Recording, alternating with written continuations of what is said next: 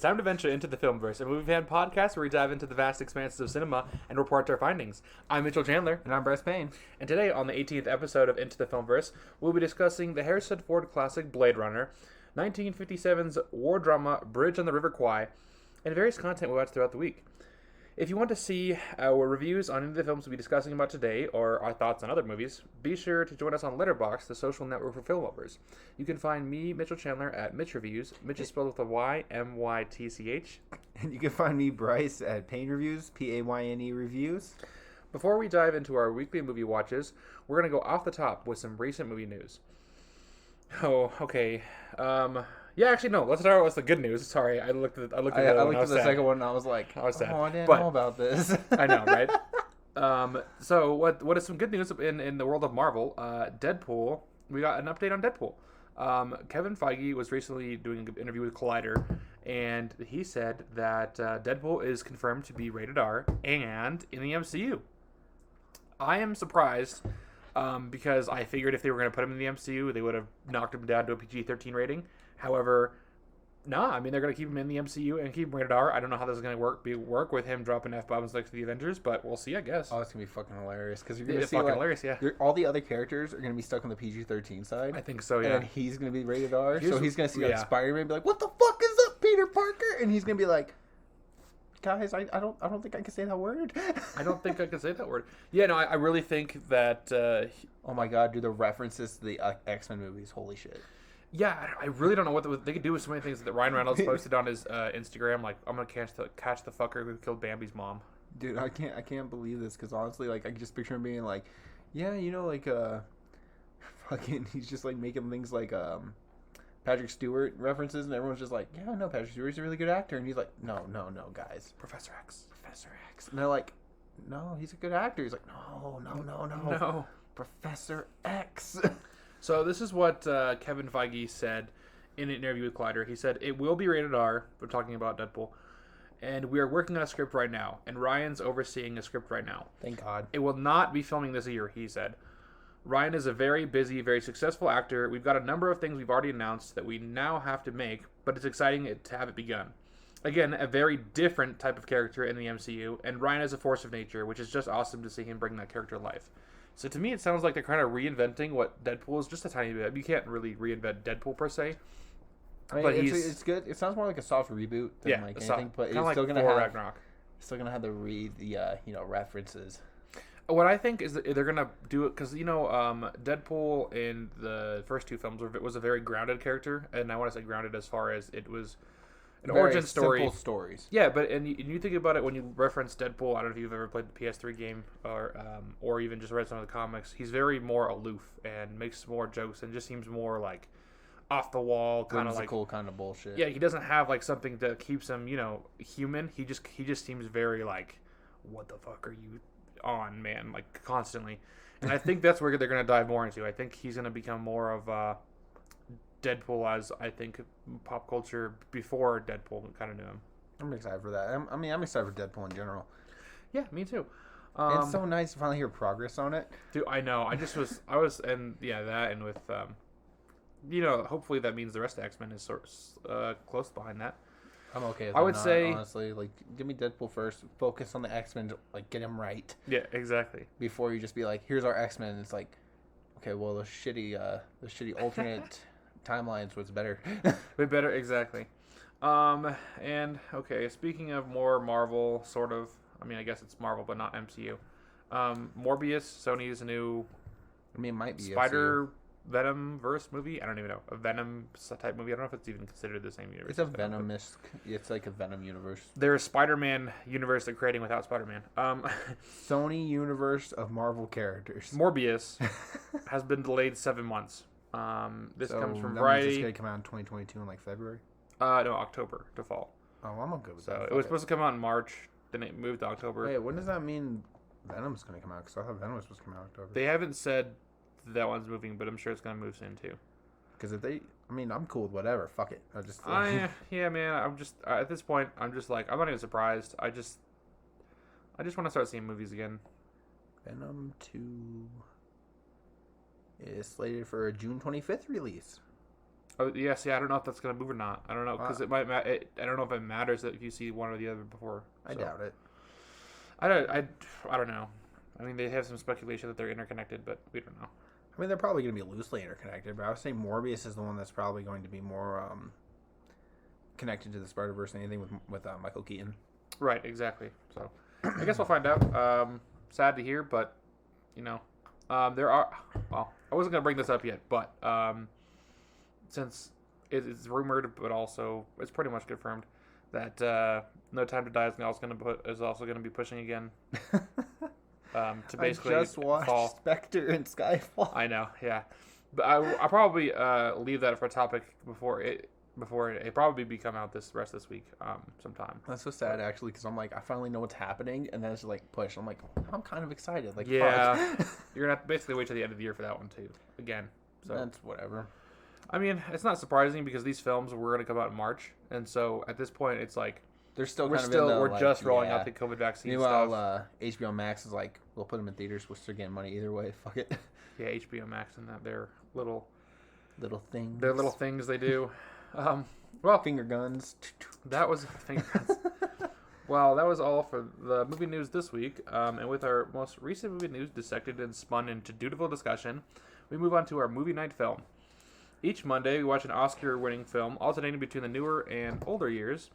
This week, Bryce, and I say Bryce because normally it's we, but I didn't come this time, so they watched 1957's Bridge on the River Kwai. To be fair, we weren't supposed to watch this, Mytchel. Yeah, I know. It was supposed to be my pick because we would sometimes do picks with our friend group, and mine was gonna be Rush Hour, but I didn't think anybody was gonna show up, so I decided not to come. But then it's okay. We watched the movie anyway. Yeah, they watched something anyway, so filled my hole.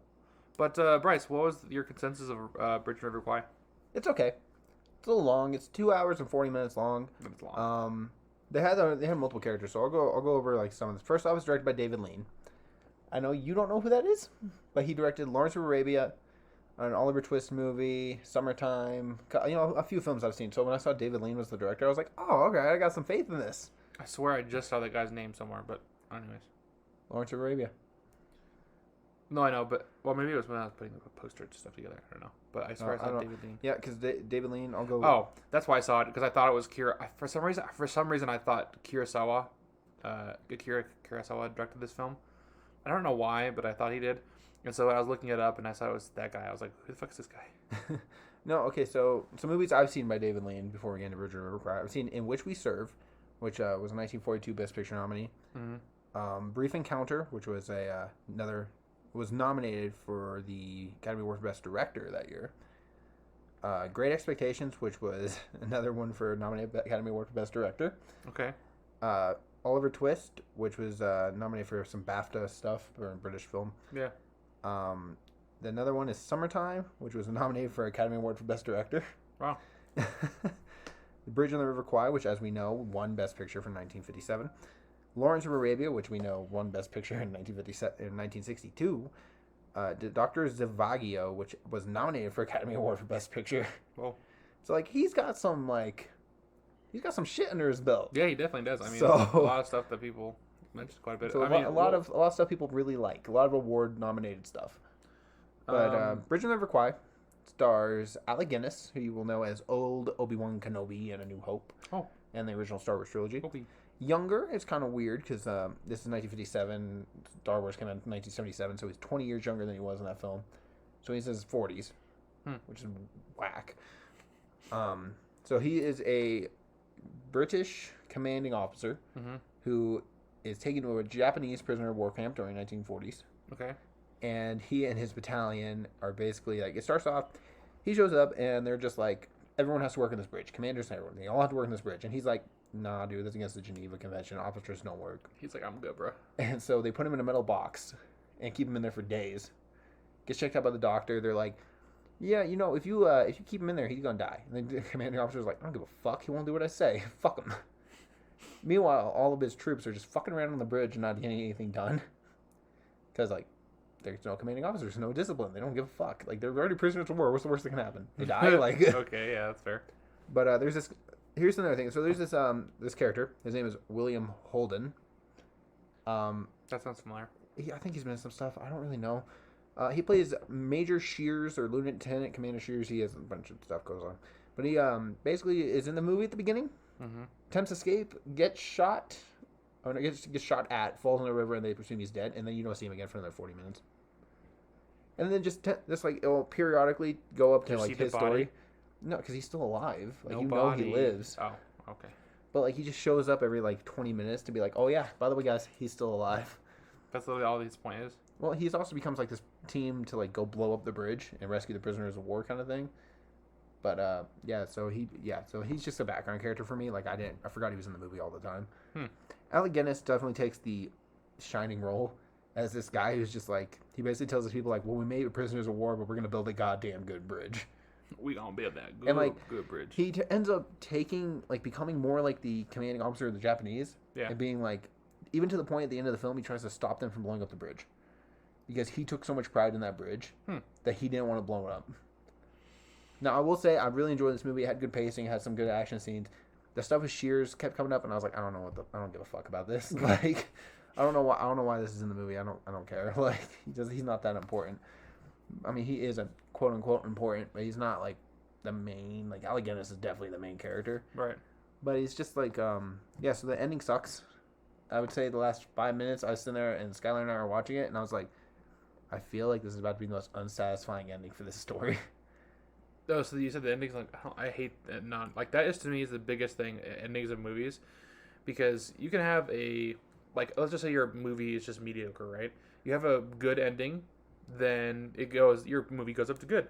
But if you have like a mediocre movie and it's bad, then it's a bad movie. So it's just like, yeah, dude. Like, okay, so you want me to spoil how this ends? Sure. They all die. All the characters, the main characters, they all die.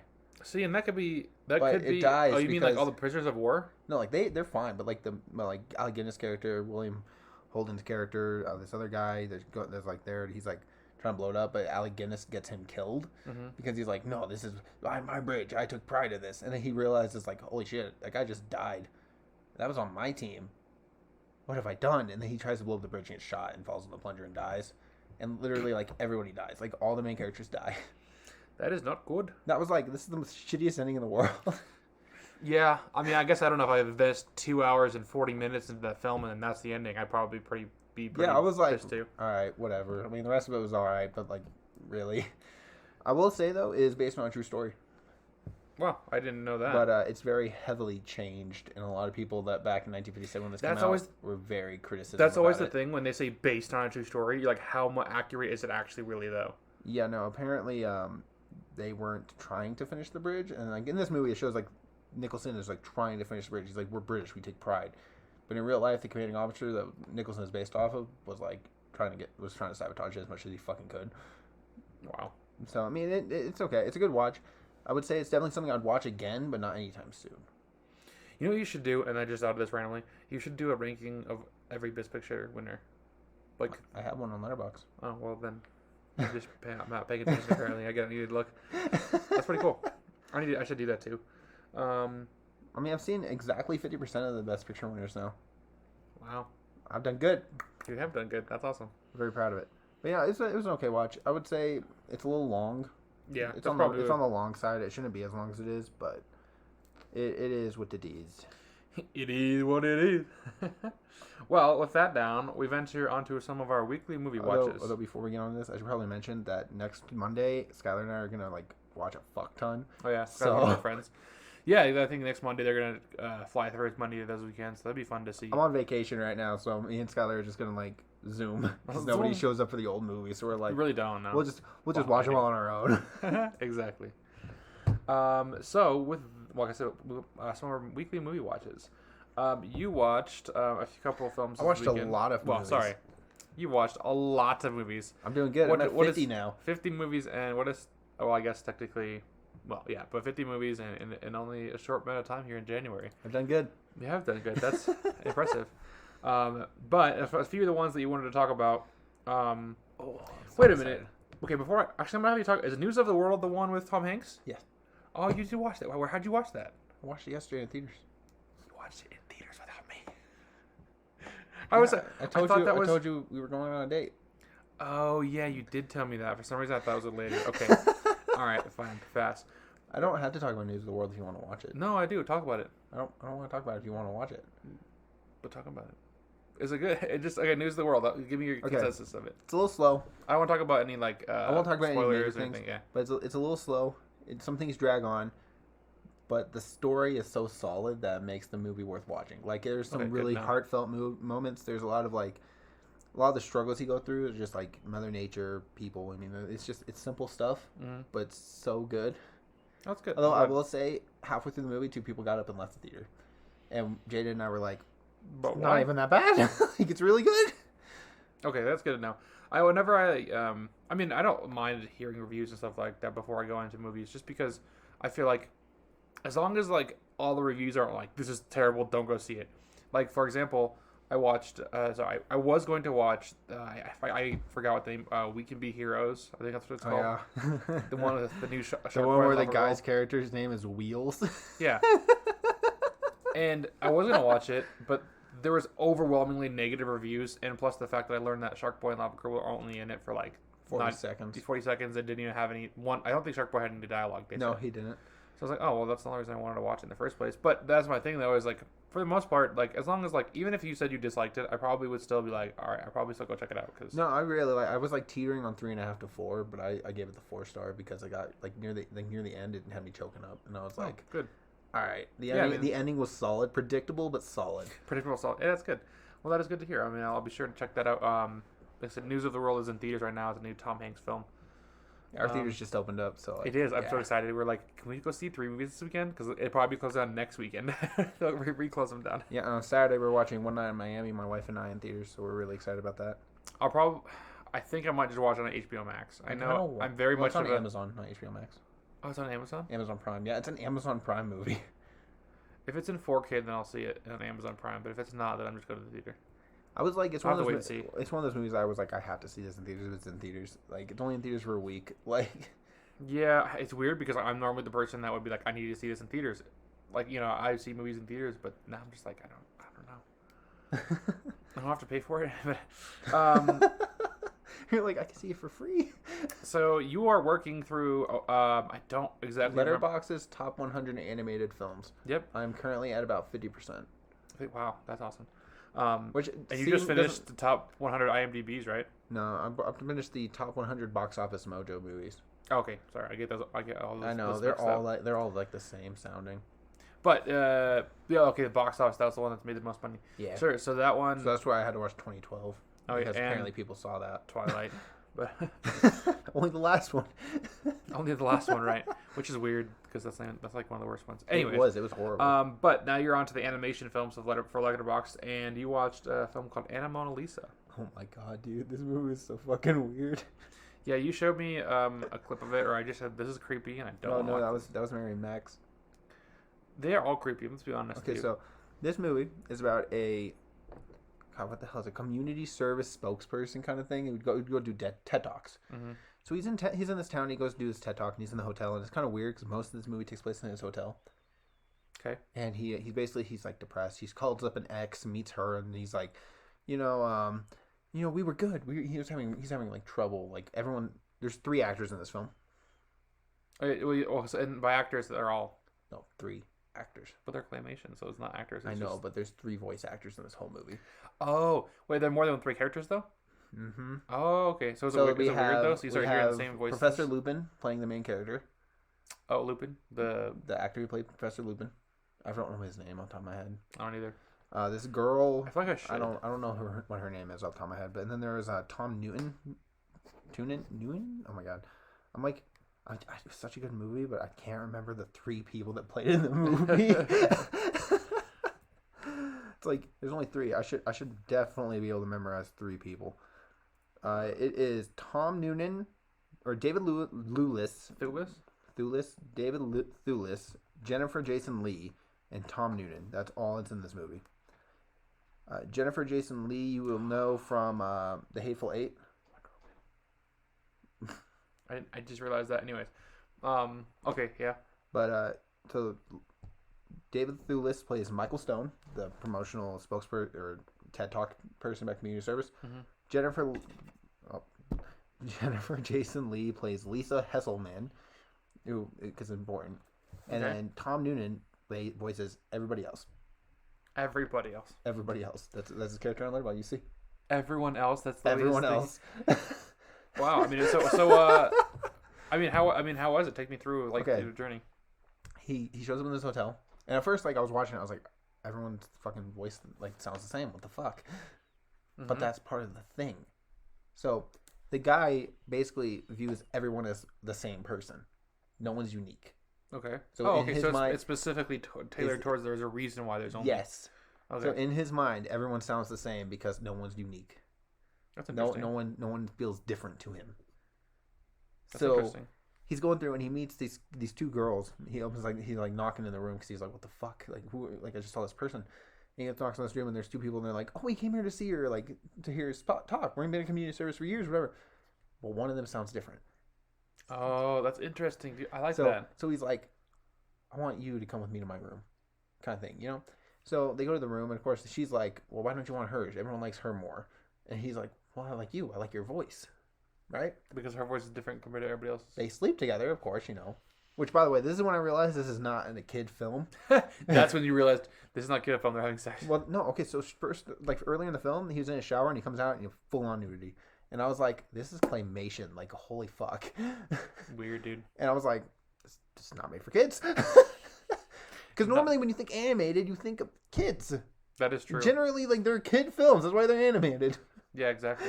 For the most part, yeah. But anyway, so there's a couple things first. I should run through first. First off, he goes to a sex shop, drunk as fuck, because he's looking for a toy for his son, and on the window outside it says toys. So he's drunk and he's like, toys, yes, and goes in and he's like, yeah, I'm looking for a toy for my son, and his like the worker's like, yeah, you know, he's like, yeah, but this doesn't seem like one of those shops. And he's like, no, man, probably not. Yeah, I think you went to the wrong one. And then he buys this robotic Japanese thing. I say thing because it's like robotic and shit. It's weird. It's fucking weird, but that's funny later, so I'll get into that. But anyway, so he meets with this Lisa girl and they sleep together. He has a nightmare. Now, first, I didn't know this was a nightmare. He gets a phone call. They're like, hey, the general manager wants you to come down and see him. He's like, all right, you know, whatever, fuck it, sure, I don't know, fine. He goes down there and the general manager's like, we saw you had a lady in your room last night. Now, it's not our business. We are known for discreetness. But I must say that I don't want you to be with her. He's like, mind your fucking business. And he's like, I want you to be with me. I love you, Mychel. And he's like, I'm leaving, and just turns around. And I was like, fuck.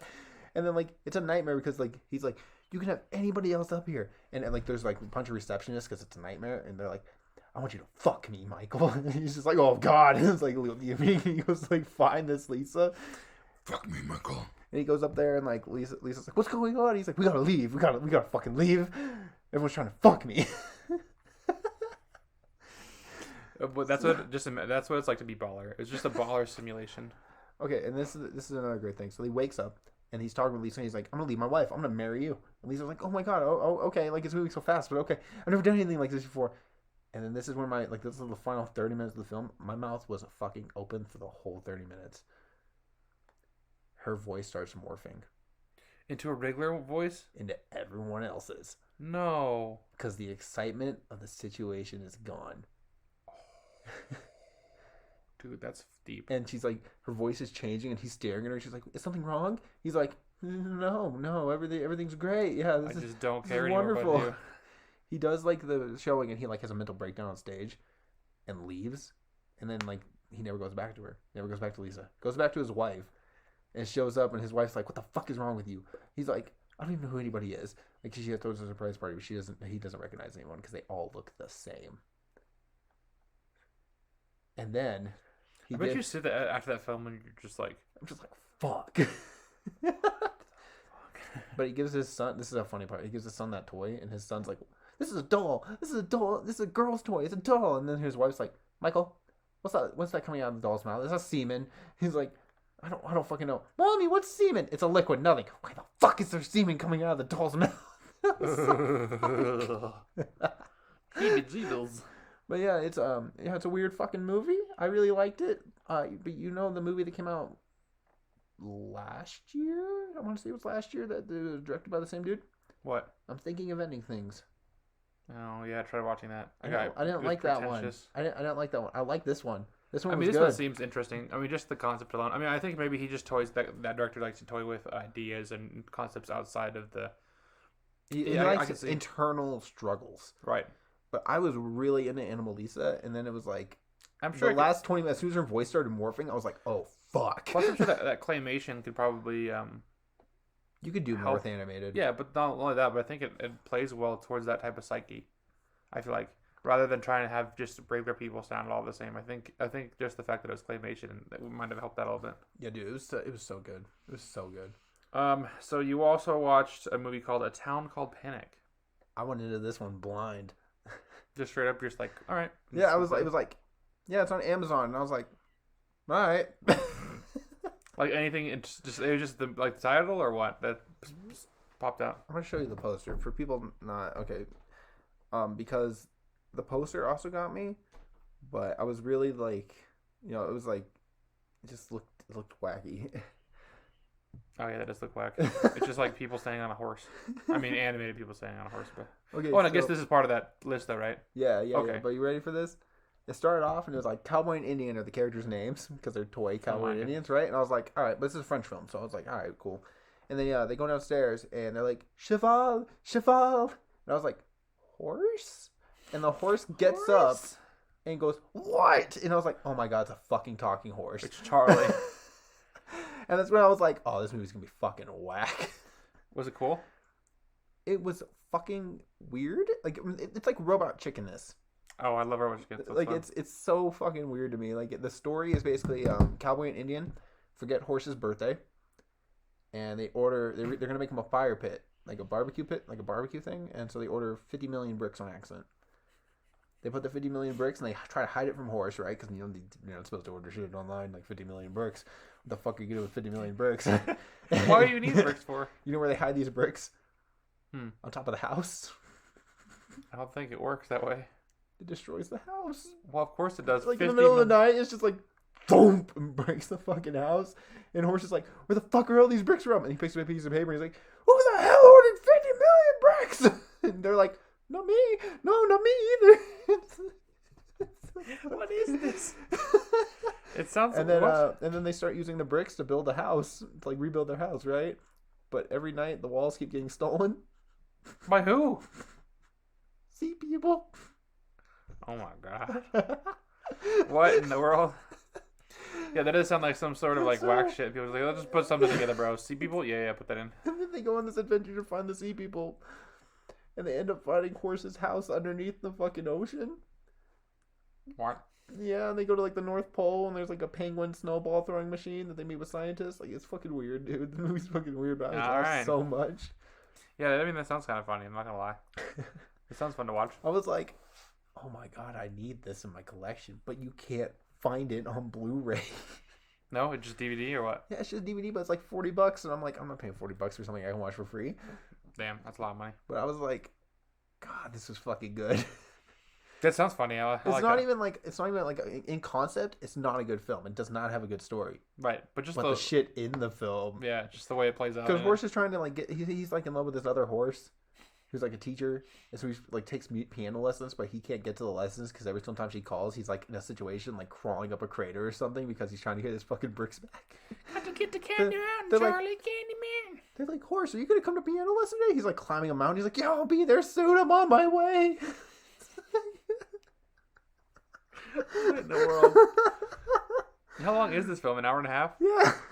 My God. Or it's an hour and 15 minutes. My God. It's so fucking. I mean, it sounds fun, but it's like a giant animated Robot Chicken special. It's so fucking funny. Just like wacky shit after wacky shit. It's so funny. There's like a police guy and he arrests this dude and throws him in a shed, and the shed turns into a prison. Like just immediately, it's like he throws him in the shed. It's like prison. It's like. All right. He's like, and now he's locked up for good. His wife's like, no. Oh my god, that sounds like a fun time, a wacky time. It's so fucking dumb, but I had so much fun with it. Well, that is awesome. I mean, it'd be interesting to see what other kind of animated movies you get to watch there. And you get a lot of Studio Ghibli films to watch. Dude, so many fucking. I've seen 3 movies about Hiroshima. Animated films? Uh huh. About Hiroshima? Weird. Uh huh. That is interesting. But speaking of interesting, right behind us we have the Criterion collection, Bryce's own personal copies. And I know you've been starting a new episode or I guess A new series. I know we talked about this last week. I recorded it. He's like, it's coming. Don't worry. I recorded it. It's really short. I just gotta add some clips into it. I'm just like, personally, I'm not really a big fan of how it came out, but I'm like, I gotta put it out anyway. I gotta get started somewhere. But we have obviously a new series called Criterion Critique that Bryce runs. I don't know if you want to tell people what that's about a little bit. I'm gonna be going through all the new releases from Criterion and reviewing them as they come out, or trying to. The Louis Buñuel set that came out last week is taking a minute because 3 films, and right. I'm not a big fan. Like I like the films, but I'm not like blown away by them. So I'm like very much like I don't really want to do it. Like here, I guess have this video about here's this video about somebody I don't really know, but okay. However, and then your next another release came out Tuesday. When the fuck is today? When is today? That's a good question. It came out Tuesday, and it is called Minding the Gap. It is directed by Bing Liu. It came out in 2018 on Hulu, so it's actually the first Criterion release from Hulu. Wow. And I watched that today, and fuck, it's good. And you said a documentary, right? Dude, it's a 90-minute documentary about 3 friends who bonded over skateboarding. Oh wow, that'd be cool to see. They go into like their stuff. Like when I was watching the trailer, there's like this line where the director, because he talks during the film, which it makes it more personal, I think. Okay. But he's like, so how is discipline in your family? And he's like, well, I think nowadays you'd call it child abuse. I mean, that's pretty much true. But it's like the characters, the people are only like 18 to 21. So like they're basically my age, like. Yeah. So I think that's kind of relatable to you. Yeah, it's crazy too, because like there's like one line where the director, he's like sitting there and he's talking to his friend Kier, and he's like, his friend's like, yeah, his friend, he's like, you know why I wanted to make this documentary? And his friend's like, well, I just figured you liked, putting stuff together like this. And he's like, your struggles reminded me of my own. Oh wow. I was like, fuck. That's deep, yeah. There's like a segment where the director talks to his mom, and basically, I guess his like mom's boyfriend or his stepfather was beating him and shit, and his mom was like, if I could go back, I would do it all over again, but you can't change the past. Yeah. Wow. I was like, fuck, dude. Like, I was like 9 o'clock in the morning. I just woke up. I'm sitting there drinking coffee, and I'm like, this movie's gonna make me fucking cry. It's like I was not prepared for this. Well, that'll be cool to see your views on that and your overall consensus of that. The funny thing is, I posted that I was watching this on this Criterion group I'm in. Yeah. And one guy was like, dude, I don't think I would start my day off with this. Yeah, probably. And then I was watching it, and I was like, why not? And you're like, oh. I was like, it's pretty sad. Yeah, holy shit. Bro. Like, it hits hard for me. Well, that's awesome. I mean, it's excited. We'll be looking forward to that. That's the one I'm actually like. I'm really excited to make that one because I really like that movie. Yeah. And now I've realized with the Criterion Critique, I'm like, there's gonna be some releases I don't like. Sure, and that's always gonna be. And then I'm gonna watch it, and I'm gonna be like, I don't want to fucking make this video. Yeah, exactly. It's gonna be hard to do that sometimes, but it'll be interesting to see. They're gonna be like, here's this 1941 French film about this. I'm like, I don't want to fucking review this. Great, this is amazing. There's gonna be like another Salo coming out. I'll be like, oh my god, Salo. Gotta talk about this. I've never even like watched Salo just from osmosis of listening to him, and just it's not. Every single time you want to watch something gross, we can watch Salo. It's not okay. I'm gonna fly through some of my films that I've watched. I watched some romance films with my sister. I told my sister she could choose some films to watch on Saturday. I was really confused when you logged these because I was like, man, what the fuck kind of mood are you in tonight? Not one. I watched After and After We Collided. They're based on a popular book series. The films themselves are meh. I mean, I don't know, man. You're like sitting next to your sister. You're like staring at her death glare the entire film. Like, why do you do this to me? That is, I said that like probably 20 times throughout the film. It's not even a joke. I said that to her, and she just laughed at me. Dude, okay, so I didn't tell you about this. So my sister and I watched this movie called A Silent Voice, and she stayed the night at my place on last Saturday. Yeah. And like I was like, hey, you can pick a movie. It's like 10 o'clock at night, and I was like, yeah, just pick whatever you want. And she picked this, or it's 10:30. She picked this movie, A Silent Voice, and it's on Netflix.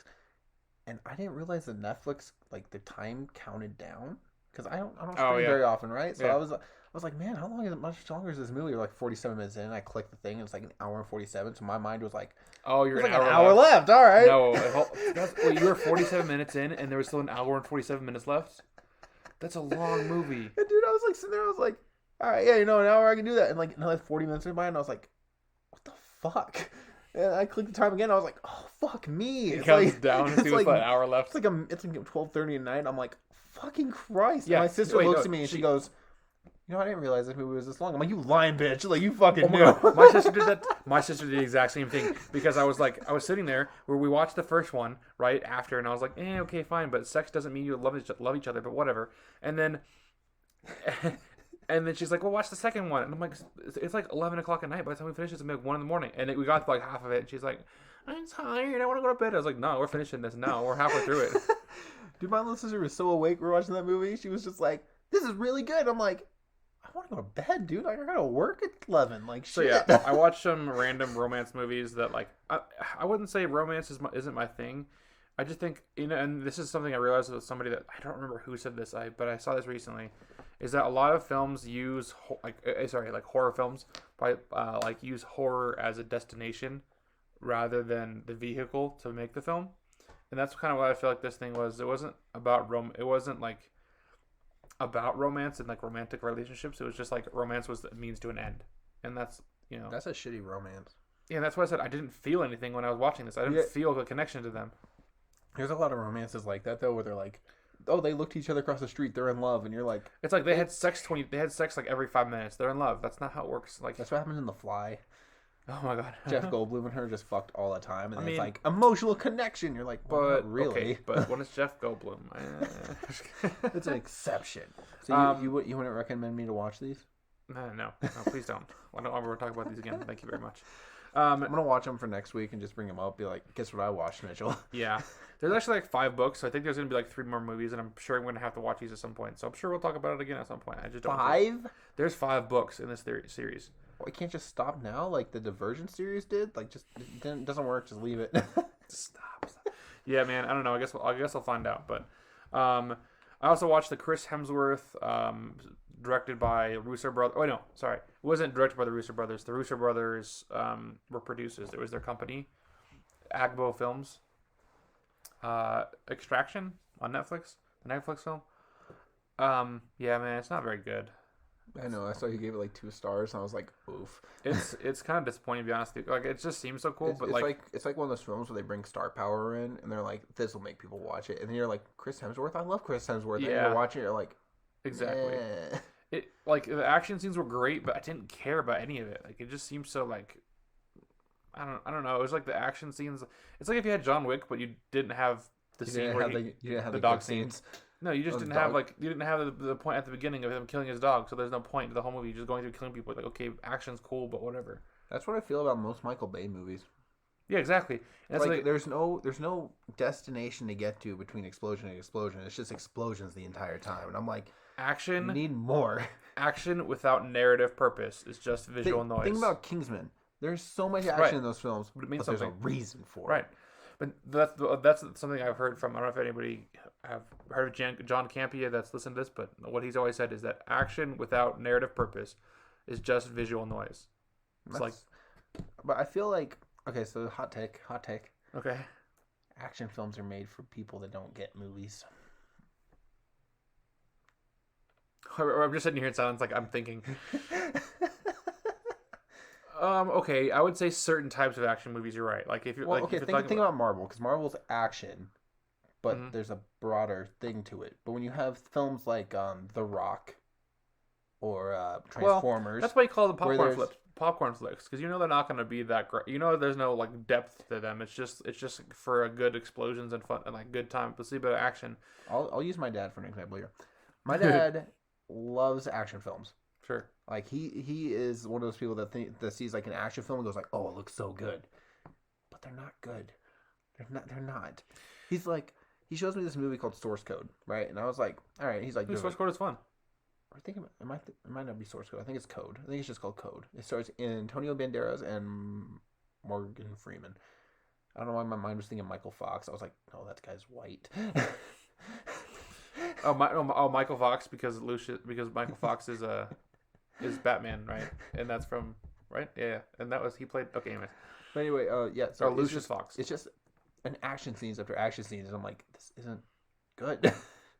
Yeah, it's one of those things. Is like there are some movies where it's literally is just action for no purpose. Like there is really not anything. It was just a movie built to be able to throw in the theaters for some. But then there's films like you get Saving Private Ryan where there's action, but there's purpose behind it. Like we were talking about with a vehicle, like action being the destination, right? And that's just the point of them. Just really just action versus action being the vehicle that they use to deliver their story. That's really where it comes from. But it makes action films suffer because it's like, yeah, sure. you can have action. I feel like they've moved away from that for the most part for the more recent years. I haven't really seen a film like that recently. I feel like they're getting better, but I also feel like I'm a little bit more picky about things I see that are action oriented. I watch a lot of dramas anymore, because those have more grounded stories for me to enjoy. Sure. Because like action films are kind of unbelievable for me anymore, but dramas are real people. I mean, I think that's the thing though, is you use films as an escape for things you don't really. I mean, at least when I'm watching an action movie, I don't expect it to be real. I mean, I don't expect anything. I mean, like Fast and Furious, I know. We'll get into that when it comes out. Yeah, I almost did not get fined $1 million. I almost did, I swear. But you're like, in the new one, we're like, no, shut up, miss. We can't talk about that. It's like shuts the camera down. Totally did not see that. Yeah, but like in Fast and Furious like type films where the action is just like there, it's just like I don't know, man, this is not worth it. But I'll just say this about Fast and Furious because we're not talking about it, but I'm watching the series backwards technically. Like I've seen 1, 2, 5, 6. Yeah, I've seen 6. I think I've seen 6. And 8+1. 5, 6, 7, 8, and then one I can't talk about. So it's 8+1, But I haven't seen 3, 4. Or no, I haven't seen 5. I haven't seen Fast 5, so I haven't seen 3, 4, or 5. And then I was watching the 6th one for the top box office mojo, and I was like, I don't know what the fuck got to this point, but all right, like this is the whole movie is just made here to get Letty back, and I feel like that's what they're doing. Every single movie is just focused on a character, but the last 2 movies has been focused on Dom, and I'm like, I get it, Vin Diesel's the main character, but like, you guys can do more. You know what I do want to say though? Welcome to Good Burger, home of the Good Burger. Can I take your order? Oh my god, yes, please. Dude, I watched Good Burger. I didn't even know this film existed until like 2 days ago. I watched it's a Nickelodeon film. Well, I guess not, but I just did not even know this thing existed. And I watched this film called Good Burger. It is amazing. Like I didn't know how much fun I would have. I don't know what I gave it. I think I even gave it like a 3. Dude, but the funniest thing though is you like sent me a clip and I was like, Good Burger? You're like, what the fuck? I was so mad. Okay, I sent him like the most random clip from that movie ever. It wasn't even like I think I sent. I guess I did send that one clip later. But whatever. I sent just like the most random clip ever. And he's like, Good Burger. I'm like, how did you? How? And my whole thing was like, it's the only thing I know that Kenan Thompson has been in. Yeah, and that's why I'm just like, how dare you guess this on the first try? Like, I always like send the weirdest things so you just can't get. I do it on purpose, like you can't guess what I'm watching, and then you just like say, try to guess. I'm like, nope, I'm not telling you. And then first try, Good Burger. Like, what the fuck? Like, all right, you know what? I quit. Like, but yeah, like I just had a lot of fun with this film. Not really anything this like praise about, but. I don't know. I think I'll probably keep it on it's like a nice, like comedy film. Yeah, I mean it's just like very like. It's one of those Nickelodeon films that you just like it's bad, but it's like it's so dumb it's funny. I know it's just it's charming too. I don't know. I've never seen it, so I don't actually know what happens. I have to like watch it again. I want to say super soon, but I think it's gonna be on something that I would want to watch regularly because it's pretty good. With that down, let's move on to our Filmverse feature. Each week, we pick a movie that the other person wants to watch, and I picked Harrison... Yacht. And I picked Harrison Ford's 1982 Blade Runner. Man, this film is not that great. No, I was really bored throughout the entire thing. I guess this is also one of those things that also confuses me of why so many people think it's a good film. You know what's funny? Okay, so... I remember when 2049 came out, a guy I worked with was like so excited because he was such a huge fan of Blade Runner. And I was like, how old was I? I think I was like 17 at the time. And I was like, all right, well, I've never seen Blade Runner, so I don't fucking care. Right. And then I was like, I should probably check that out because like, it's iconic, right? Sure. Yeah, no. Well, here's the thing. I'm so mad. I mean, I understand it if this is like back in the day, you first watched this when it came out, and under the context of that scenario, and not having seen some of the films that have come out after that point. Yeah, this seems like I'm sure this could seem really cool and awesome and new and like interesting. But now it's just like it feels too long. It takes too long to get to the too much to get to the point. 30 minutes and nothing had happened. Yeah, too much. Just I have a 2-hour runtime. Yeah, there's just too many scenes that are just like too dry. Oh, okay. So in the final confrontation that takes 45 fucking minutes, that nothing happens. It's just the guy taunting him the entire time. Yeah, man. What was and that? Following him around. He's like, "I'm coming to get you. I'm coming to get you. I'm coming to get you." It's like, oh my fucking god, just do something, fight something, fuck. Yeah, there wasn't hardly, and I thought there was going to be something more interesting, intriguing, thought provoking that would happen, but it was just really just Harrison Ford dragging down these 6 replicants. Yeah, and dude, oh my god, I hate LA being the fucking place. They should have done New York or something. See, my thing Japan, like I get it, like it's already Japanese inspired. Just make like my thing is like it didn't even look like anything like from Earth. No, if you weren't told like, oh, this is in LA, you would have no clue. Yeah, I mean, there's no point. You could have just said like futuristic Earth, and it wouldn't have mattered where it was because there was no specific elements of LA that like you could see. I am really interested to see if 2049 is any good though. Me too, because I like the lore very much of this I feel franchise. I told Mytchel this when we were watching it. I was like, I feel like we would enjoy 2049 so much more than this. But that depends on what they did. I don't know. I didn't hear great things from it, so I don't know. But I think it has like a 3.5 on Letterboxd. Yeah, but this film has a high on Letterboxd too, so well, that doesn't matter. It's old. I don't fucking care. Like half the movies we you watch sound are like old. you sound like me now. It's old. I don't care.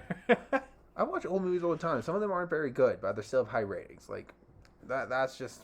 I feel like that's like. I feel like that's these cinephiles. Yeah, people look at it with rose-colored glasses. Like they're like, well, everyone says it's great, so it must be great. Even if I didn't have a fun time, I still have to say it's great because it's supposed to be great. Yeah, like, 4.1. 4.1. 164 minutes. I think it just the fact that it looks cleaner. I feel like I probably would like it more. Ryan Gosling's in it. I like him.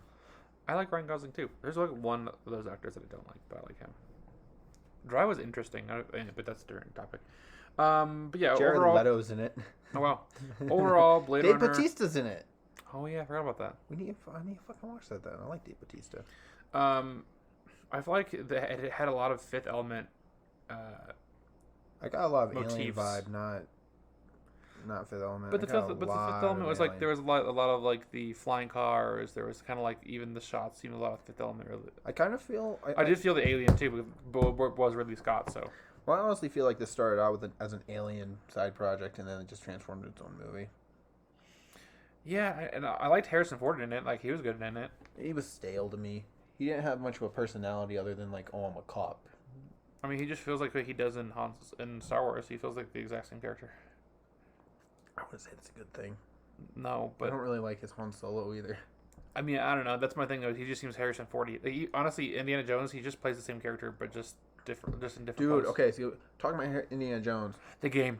Well, not even like the game. Oh. First off, they confirmed the fifth one, which we talked about. Right. Super excited for that actually, but also like he looks from going from Han Solo to Indiana Jones. It looks like a totally fucking different actor. Oh yeah, for sure. It fucking bothers the shit out of me because every time I'm like, that's fucking Han Solo, but it doesn't look like Han Solo in my head. Yeah, he definitely has a different aesthetic when it's like his fucking jawline changes and shit. Like I can't explain it, but he just looks different. Maybe he slims down a little bit. I don't know. Beefs up. I think maybe he beefs up for Han Solo. Like he just like gets a little bit chubbier. I was thinking of Han Solo. I was like, dude, he's a stick. What the fuck do you mean he gets chubbier? No, but like his face, he gets a little like more blah blah. But no, I don't know. Blade Runner was not my vibe. I'm not a sci-fi fan though, so take that with a pinch of salt. Sure. Yeah, I mean, I don't know what. See, my thing is like, what is sci-fi? I don't know. I mean, I like Star Trek. Phineas and Ferb. Oh my god, yeah. For some reason, that's on a sci-fi list. I don't understand. But I mean, I like Star Trek. I like Star Wars. I like Star Wars. Obviously, I'm sure who doesn't like Star Wars. I like The Martian, which is another Ridley Scott movie. So I can't say it's just Ridley Scott I don't like because I've had a couple things of his I like. Gladiator. I haven't seen Gladiator. But it's a Ridley Scott movie. Like I like that. Like he's done good shit. I just don't like his science fiction shit. That's fair. I mean, I think it's I don't know why. I don't. Yeah, I'm guessing I don't know. Ad Astra is terrible. That's not really Scott, is it? No, but it's a sci-fi movie, and I just wanted to out Ad Astra for being. I'm gonna agree. I don't like Ad Astra either. But that's not part of this. We talked about Blade Runner, and now it's time for you to announce the next week's Filmverse feature. I was gonna pick it last week, but I'm picking this week. We're watching Clerks. Yes, dude, I'm so excited. Okay, so yes, I'm so excited. I haven't seen this, and I've been meaning to for a while because this is part of that. What's his name? Kevin Smith, right? It's Kevin Smith's directorial debut that he did. He paid for by himself by maxing out like 10 credit cards. And Ben Affleck. Ben Affleck's not in this one. He's in Mallrats. Okay, but there's this one. There's Mallrats, and then there's Mallrats, Chasing Amy, Jay and Silent Bob. Like 3 of theirs. Dogma, which is really weird, but I like it. But the trilogy though, or the Clerks 2 has Rosario Dawson in it. Oh, I like Rosario Dawson. You don't like her, but I don't like her. My reason is it's not even like she's a bad actress. I'm just like you saw her so much. I'm sick of seeing her. I'm done with that. Everything I fucking watch, she's somehow in, and I don't like it.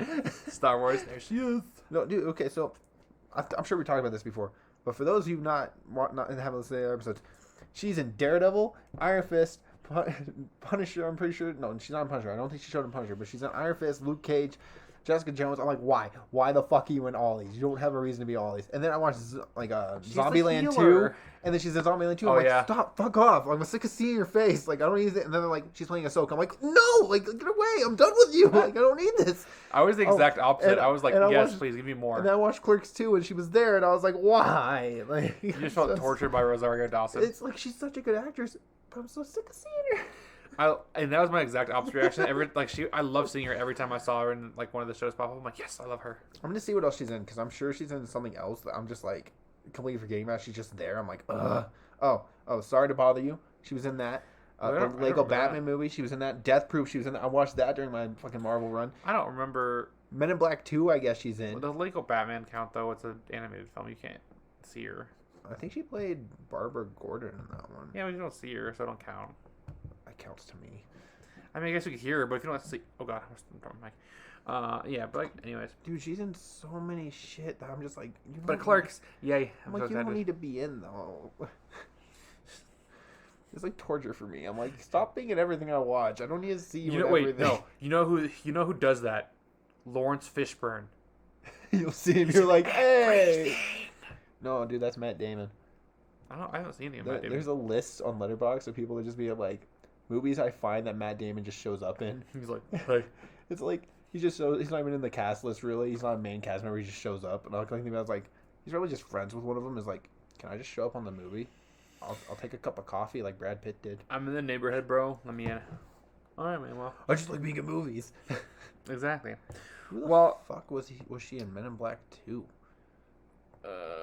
She was in Men in Black 2. Laura Vasquez. I don't know who the fuck that is. I haven't seen Men in Black 2 since I was a kid. Wow. Awesome, guys. Well, thank you for joining us as we drooled over the Deadpool NCR 17. I'm sorry. I'm looking at Letterboxd right now. Mytchel, look at the name of this movie. Emo, the musical. The fuck? Yeah, there's also... Never mind. I'm not going to talk about that. But there's also a different type of musical that I'll have to tell you about later. But thank you, guys. Like, I'm sorry. I got so shocked by seeing this movie called Emo, the musical. I'm like, why? Why the fuck is this made? All right. Well, that's interesting. Well, as we drooled over the Deadpool NCR 17 MCU remix, groaned at yet another theatrical debut delay, and dive deep into the Filmverse to discuss movies like Blade Runner, Bridge on the River Kwai, Anomalisa, and Good Burger. Welcome to Good Burger, home of Good Burger. Can I take your order? Home of the Good Burger. Dude, there's so many reviews. They're just saying that, and I was losing my shit. I love it. New episodes come out every Friday, so be sure to follow us and turn on notifications to get updates every time we post. Remember to check out Criterion Critique. I'll be posting videos about the latest releases from Criterion Collection soon, hopefully. He's like, soon, hopefully. I'm really procrastinating this Bunnell thing, man. I'm just like, hey, we'll get there. People are not gonna like me. We'll get it on track, and we'll start doing things. It's gonna be a good thing going there for us. So, if you want to keep up with our activities outside the airwaves, you can stalk us on Instagram at Into the Filmverse Podcast. Bryce, where can people follow you and your wonderful adventures? Well, you can find me on Letterboxd at Payne Reviews, Payne Reviews. You can find me on Instagram at Payne Loves Cinema, and you can find me on Twitter at Sanguine Films. Beautiful. And you can stay connected with me, Mytchel Chandler, by simply following me on Facebook and Instagram at author Mytchel Chandler, on Twitter at Mytchel Chandler, and on Letterboxd at Mitch Reviews. And Mitch and Mytchel is spelled with a Y, so that's Mytchel. That's all for this week, our fellow cinephiles. And until next week, Excelsior!